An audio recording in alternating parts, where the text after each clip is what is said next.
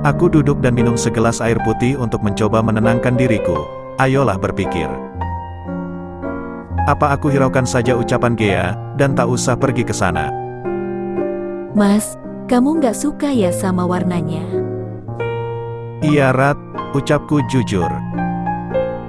Jangan marah ya, Mas hanya berkata jujur, warnanya nggak cocok buat kamu, ini warnanya terlalu menyala. Sambungku secara halus agar ia tak tersinggung. Mas benar kok, aku juga nggak suka ini, haha. Lah, kenapa dia tertawa? Aku bahkan nggak berani ngaca. Terus kalau nggak suka, kenapa kamu lakukan? Kan Ratni udah bilang Ratni hanya bantuin temen. Kasihan salonnya baru dibuka dan sepi pengunjung. Mulia sekali hatinya Ratni, di balik tingkah polosnya, ia juga selalu sibuk memikirkan orang lain di sekitarnya. Tapi, nggak gini juga Rat, ini namanya kamu ngorbanin diri kamu sendiri. Mana acara reuninya malam ini lagi, terus harus gimana? Mas pergi saja sendiri biar Ratni di rumah aja. Enggak, kamu sekarang istri Mas, kamu harus ikut. Dengan penampilan seperti ini Mas, enggak Mas, Ratni malu. Benar juga, tapi harus bagaimana, tidak mungkin juga langsung merubah rambutnya ini dalam sekejap mata. Aku duduk terdiam sambil memikirkan solusi untuk masalah ini. Benar juga kenapa aku tidak kepikiran, bukankah Ratni bisa mengenakan hijab untuk menutupi rambut anehnya itu? Masya Allah, aku seperti melihat aura lain dari dirinya ketika mengenakan jilbab. Jilbab itu bukan hanya menutupi rambutnya, tapi seolah ikut membingkai wajah itu menjadi sempurna. Bentar Mas, Ratni kelupaan sesuatu. Bergegas ia masuk lagi ke dalam kamar, dan begitu keluar aku melihat warna bibirnya kini berubah. Lipstik dengan warna natural nude itu kini menghiasi bibir mungilnya. Kenapa ia malah berdandan untuk teman-temanku? Aku menjadi sedikit cemburu, karena aku tak pernah melihat ia berdandan seperti ini untukku. Kenapa Mas? Nggak apa-apa, ayo cepat pakai helmnya. Begitu sampai, syukurlah masih banyak yang belum datang jadi aku dan Ratni tidak terlalu disorot.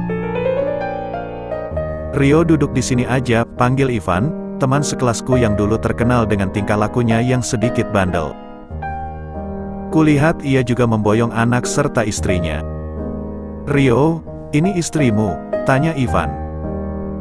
Iya, kenalin namanya Ratni, ucapku memperkenalkan Ratni kepada Ivan. Tak lupa juga Ivan memperkenalkan keluarga kecilnya. Wah, pengantin baru nih, kudoakan semoga cepat punya momongan ya. Biar rumah jadi lebih rame nih kayak aku, sepi kan kalau cuma berdua. Aku dan Ratni jadi saling pandang mendengar ucapan Ivan. Bagaimana bisa memiliki momongan? Malam pertama saja sampai detik ini belum bisa kami jalankan. Apakah aku terlalu egois? Atau bagaimana kalau sebenarnya, Ratni juga sudah menginginkan kehadiran seorang malaikat kecil di kehidupan kami. Rio dan istrinya hanya dijodohkan beda sama kamu Van. Jadi, nggak bisalah secepatnya bisa punya momongan. Tiba-tiba Gea datang menyela omongan Ivan. Gimana bisa punya anak, kalau kamu sama sekali nggak tertarik padanya kan? Bisik Gea di telingaku. Bisa kulihat rona wajah Ratni yang ikut berubah. Aku dan Ratni sudah berusaha semaksimal mungkin kok, sisanya serahkan sama yang di atas aja.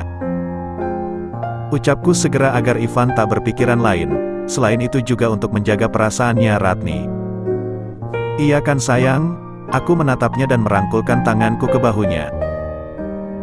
Jangan bohong Mas. Kami semua terdiam mendengar perkataannya Ratni. Aku sedikit cemas, semoga Ratni tidak berpikiran sempit dan terpancing akan ulah Gea. Kan aku yang lebih maksimal bukan kamu. Ucapnya sambil terkekeh diikuti suara Ivan yang juga tertawa mendengar penuturan Ratni. Aku tersenyum kecil mendengar candaannya, hampir saja jantungku copot karena ulah Ratni. Kalian pasangan yang sangat romantis, aku jadi ngiri.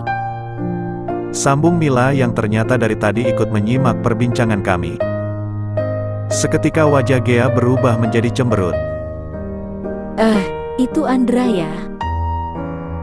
Spontan pandangan kami semua ikut mengarah ke pintu depan.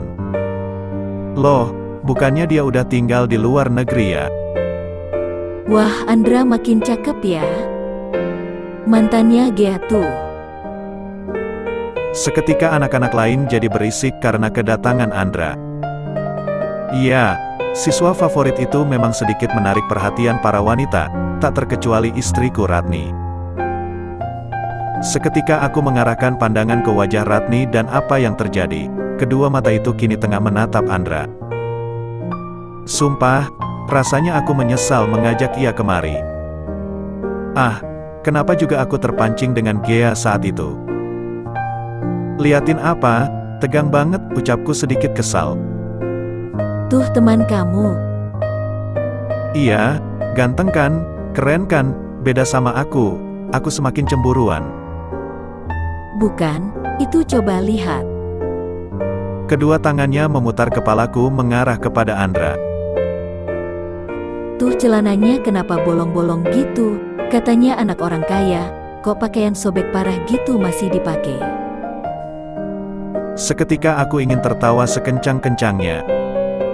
Ratni tidak mengerti kalau sekarang lagi ngetren celana dengan model begitu. Iya, kayak abis jatuh ya, terus celananya kesangkut jadi sobek deh, sambungku dan kemudian Ratni tertawa mendengarnya. Syukurlah, istriku tak sedikit pun tertarik dengan laki-laki yang katanya paling ganteng di sekolah itu. Aku sedikit lebih percaya diri, ya bisa dibilang ketampananku juga tak jauh beda darinya. Dan kini tibanya waktu kita makan, dan makanan yang dihidangkan adalah pizza. Aku sangat khawatir mengingat aku belum pernah mengenalkan makanan ini kepada Ratni. Dan seperti yang sudah kuduga. Mas, ini lauk apa sih? Bisiknya padaku. Ini pizza Rat, tuh ada pisau, kamu ambil pisaunya buat memotong pizza. Aku nggak bisa mas. Oh ya nasinya di mana? Kayaknya aku mau makan nasi aja. Jangan tanya nasi, nggak ada. Sudah mana piring kamu nanti mas bantu potongin. Wih, pengantin baru romantis amat. Pakai dipotongin lagi. Aku juga mau dong dipotongin kayak gitu. Goda Mila yang ternyata tengah memperhatikan kami. Aku jadi lebih panik melihat semua pandangan kini mengarah kepada kami. Suap dong, ejek Ivan. Suap, suap, suap, sorak teman-teman yang lain. Duh bagaimana ini? Aku sedikit ragu, bagaimana kalau Ratni malah memuntahkan pizza ini? Ayo mas, suap ke mulutku. Dengan penuh senyuman aku pun melakukan hal itu, alhamdulillah berhasil. Aku tak tahu dengan cara apa ia berusaha menelannya, karena setelah itu ia berbisik kembali, kalau makanan ini terasa aneh dan tak cocok di lidahnya. Di saat kami tengah menikmati santapan makanan kami, tiba-tiba terdengar suara pecahan kaca sangat kuat dari luar restoran.